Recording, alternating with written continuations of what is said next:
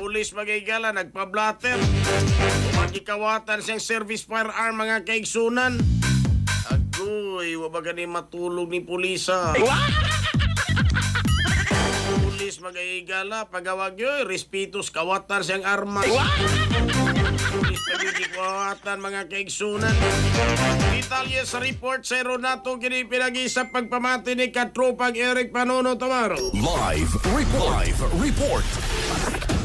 Katropag Jerry, mga katropa daling nagpablatter no sa Police Station 10, Labangon Police Station o basta itong Cebu City Police Office CCPO kining usa ka kinipog pulis human usab nga gilungkam ning iyang panimalay ubaton pa na dagit yun sa kawatan na ang kinipog pipila ka mga kinipog personal nga gamit sa butag ini ang iyang service firearm. Katropag Jerry, mga higala ni tumaw ni ang mausab incident is may Sitio Bunbunan, Barangay Labangon, syudad sa Sugbo diin ang kinipog matod pa katropag Jerry kinipog nawagtang ang 9mm Beretta nga service firearm ni kini Police Staff Sergeant Adol Bacalso 46 anyos minyo ni nani sa CIDU CCPO nasan katropag Jerry, mga higala sa kasamtangan para pag-iimbestigahan sa itong presinto Just Labangon Police kung kinsa ang nimo sa mong pagpanglungkab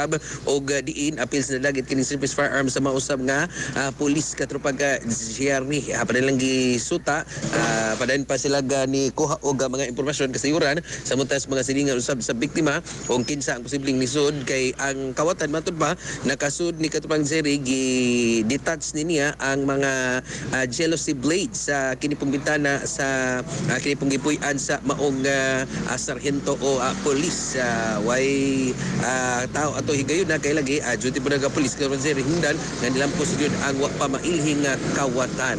So far katropag Jerry, mga kilomon nito kasi sa presinto Just Labangon Police Station, mga katropa, para di yun mo malimtanon di ay kaping nga good for memory mga kahigalaan no. Tungod usab sa iyaga soya powder, tungod sa kinipong mangustin ug kamunggay mga kahigalaan gawas nga good for the brain memory, good for the heart and immune system pag gini. Sa atong Plus Comex kasaligan kay ginama sa Yaswat Incorporated.